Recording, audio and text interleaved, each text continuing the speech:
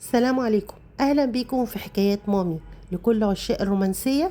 النهاردة معانا قصة رومانسية جدا جدا، قصة حب حقيقية حصلت فعلا في الواقع. خليكم معايا هنستمتع بيها. هي في اولها كانت مؤثرة وحزينة، ولكن انتهت النهاية السعيدة اللي كلنا بنحبها. ولو اول مرة تشوفوني ما تنسوش بقى تشتركوا في القناة وتحطوا لايك للفيديو. يلا بينا نستمتع بحكايتنا النهاردة. حكايتنا كانت سنة 1993. في الوقت دوت كان الجو حلو جدا. بمعنى ايه؟ بمعنى كان لا كان في موبايلات ولا كان في الدوشة والزحمة اللي احنا فيها دلوقتي. كانت الحياة بسيطة جدا جدا وهادية، وكانت بفلوس قليلة جدا ممكن نتجوز ونبني حياة سعيدة جدا. فالحكاية كانت بتبدأ في منطقة شعبية هي السيدة زينب. وكان في بيت كده بسيط، لا هو كبير قوي ولا صغير قوي، بيت يعني عمارة بسيطة وكان بيسكن فيها. يعني هي العمارة عبارة عن 6 شقق فقط. وكان فيها طبعا الجيران بيتعرفوا على بعض وبيتقاربوا، وكانت ما بينهم الزيارة والمودة، مش زي دلوقتي طبعا الناس كلها بتتلهي في الشغل بتاعها وما بقاش فيه مودة قوي ما بين الجيران. ولكن في الوقت ده كانت بسبب ان ما كانش فيه الضغط اللي علينا زي دلوقتي، فكانت الجيران بتحب بعض اكتر وبتتزور مع بعض. فكان في شقتين من ضمن ال6 اللي في العمارة كانوا تقريبا اولادهم متقاربين في العمر. فكان في كل شقة ولد وبنت وكانوا اصحاب طبعا. البنتين صحاب بعض والولدين كانوا صحاب بعض. فالولد هنقول مثلا في الشقة الاولانية كان في محمد ده حب جارته اللي في الشقة التانية، وكانوا هما لسه صغيرين طبعا على الموضوع دوت. ولكن الولد كان بيحب جارته جدا جدا، وبدأ يجيله في دماغه كده ان هو يطلع لباباها ومامتها وان هو يتقدم لها ويخطبها علشان لما يخلص ويتخرج يتجوزها. وفعلا عمل كده. طبعا احنا عارفين حماس الشباب في السن ده، كان هو عمره 17 سنة وكان خلاص داخل على الثانوية العامة. فحب ان هو بقى ايه يعني يكلم باباها بحيث لما يخلص ثانوي ويبتدي يدخل الجامعة يرتبط بيها ولما يتخرجوا يتجوزوا. فراح لباباها خبط على الباب ودخل وقال له: يا عمو انا بحب بنتك وعايز ايه اخطبها يعني عشان لما اخلص كلية نتجوز وكده. فابو البنت يعني ضحك كده وقال له: يا حبيبي لسه بدري على الكلام ده، وايه ان شاء الله يعني ما تسبقش الاحداث وربنا يسهل ان شاء الله لما بس تتخرجوا. المهم فضل يبادلها نفس الشعور، وباباه ومامته قالوا له: يا حبيبي انت مستعجل على ايه؟ بس انت التفت يعني لمذاكرتك ولمستقبلك، وان شاء الله المستقبل ده بايد ربنا يعني. اللي ليك نصيب فيها تشوفوا اذا كنتوا انتوا هترتبطوا ببعض او مش هترتبطوا. وفعلا الولاد كبروا وتخرجوا من الثانوية العامة. هو محمد كان أكبر منها ب2 سنين، فهو اتخرج وبعدها هي، والاتنين هو التحق بكلية تجارة وهي التحقت بكلية آداب. وبدأوا يتفوقوا في دراستهم. ولكن طبعا يعني جه الحاجة اللي زي ما قلت لكم في بدايتها حزينة، ولكن ان شاء الله تنتهي القصة نهاية سعيدة اللي بنحبها. جه اللي احنا ما كناش حابين اللي هو يجي واتقدم لها واحد من قرايبها بيشتغل ضابط شرطة، وهي كانت لسه في الكلية. فباباها وافق لانه كان من مرحب يعني ان البنات لازم تتجوز بدري. واخوها راح لمحمد صديقه وقال له ان هي خلاص يعني هترتبط، وجالهم واحد قريبهم يعني وتقدم لها وباباها وافق، وان هي هتسيب الكلية وهي هتتجوز وهتسافر مع جوزها في المكان يعني في محافظة تانية، المكان اللي هو بيشتغل فيه.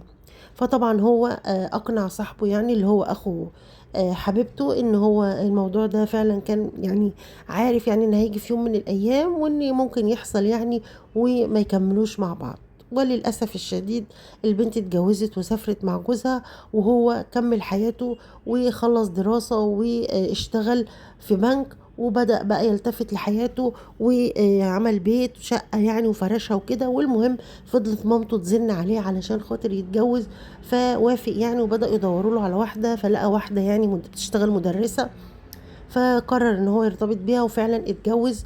ومراته ديت قالت له انا مش عايزه اخلف يعني، علشان انا في اعاره جايه لي تبع الشغل، فموضوع الخلفه ده هيعطلني على الاعاره، وانا عايزه اسافر، وانت تسافر معايا يعني وتشوف لك شغلانه هناك ونعيش هناك يعني ونحوش وكده. راح قال لها لا انا مش هسافر، انا وصلت في شغلي لمكانه مش عايز اخسرها، فانت سافري ولما تخلصي الاعاره يعني ايه ابقي تعالي. المهم مراته سافرت فعلا، وفضلت ترجع في الاجازه بس، وفضلت 4 سنين وحوشت مبلغ كويس جدا. ولما رجعت كانت واخدة القرار ان هي تنفصل عنه. قالت له انا خلاص مش عايزة اكمل معاك، نسيب بعض وكده. قال لها ازاي نسيب بعض ونهدم البيت؟ قالت له انت ما بتحبنيش، لو كنت بتحبني كنت سافرت معايا وما كنتش سبتني اسافر لوحدي. فهو فعلا كان مقتنع من جواه، لان هو فعلا اتجوزها كده لان هو لسه قلبه مع حبيبته الاولانية. المهم مرضيش يعني يزعلها ولا يضغط عليها، ووافق على الانفصال واتطلقوا. وفضل بقى العمر خده يعني، وفضل لحد ما وصل سن 40 وكان ما اتجوزش، وفضل بقى ايه مع نفسه كده لحد ما جه في يوم فكرة الجواز سيطرت عليه، وقال ان هو عايز يتجوز يعني، علشان خاطر حاسس ان هو خلاص كده وصل سنه ان ما ينفعش بقى يعيش لوحده، ويبتدي يدور على زوجة ايه تكمل معاه بقية حياته. وفي الوقت ده وهو بيفكر وخلاص وبدأوا يشوفوا الواحدة، في الوقت ده كان قاعد مع صاحبه اللي هو اخو حبيبته يعني اللي كان بيحبها وهم صغيرين، فلقى يعني تليفون جالهم وقالوا له ان زوج اخته توفى، اللي هي حبيبته يعني حبيبة محمد يعني اللي كانت اتجوزت زمان، زوجها يعني عمل حادثة ومات، وان هم محتاجين يجوا بسرعة علشان يقوموا يعني بموضوع الجنازة وكده. فمحمد أصر إنه يروح مع صاحبه يعني ويخلصوا الموضوع، وفعلا سافر معاه وعملوا موضوع الجنازة وخلصوه يعني، ورجعت معاهم للقاهرة وراحوا لحي السيدة زينب، ورجعت لبيت أهلها ومعاها أولادها. كان معاها ولد عمره 15 سنة وبنت عمرها 13 سنة، وهو بقى بدأ ايه يرجع لحبه القديم، وابتدي يرجع يفتكر ايام زمان وحبه بتاع الطفولة وبتاع زمان. وفكرة بقى الجواز اللي كانت مسيطرة عليه والعروسة اللي كان بيدور عليها خلاص شال بقى فكرة العروسة دي من دماغه، وبدأ بقى يفكر ان هو يرتبط بحبيبته الاولانية، وبدأ يكلم اخته لان اخته كانت متجوزة اخوها، فبدأ يلح عليها ويقول لها تكلمها في الموضوع. فهي كانت موافقة لما كلمتها يعني، بس ايه كانت خايفة لأولادها يزعلوا ويتأثروا يعني ان مامتهم اتجوزت بعد باباهم ما مات. المهم بدأوا يكلموا الولاد، وبعد فترة الولاد اقتنعوا ووافقوا، والحمد لله ارتبطوا ببعض واتجوزوا وأسسوا بيت جميل وعاشوا مع بعض، وكانت حياتهم سعيدة جدا جدا. وهو من كتر السعادة كان خايف أحسن يجراله حاجة وما يعيش السعادة اللي هو كان بيتمناها لمدة 24 سنة.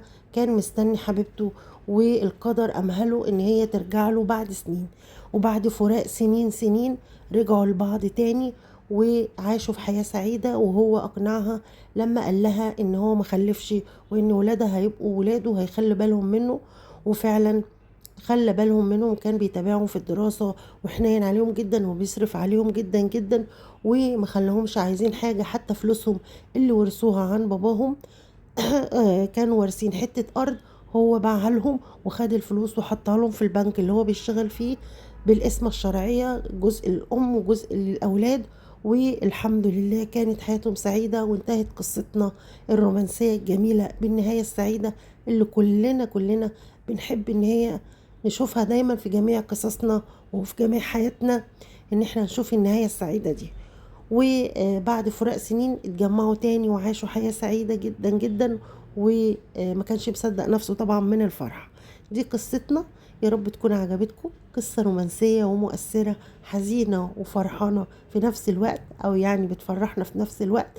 اتمنى تكون عجبتكم، ولو انتوا وصلتوا معايا في الفيديو لحد هنا ما تنسوش بقى لو انتوا مش مشتركين تشتركوا، ولو ما حطيتوش اللايك تحطوا علشان نستمر ونفضل دايما نعمل لكم الفيديوهات ونجيب لكم الحكايات الجميلة الممتعة.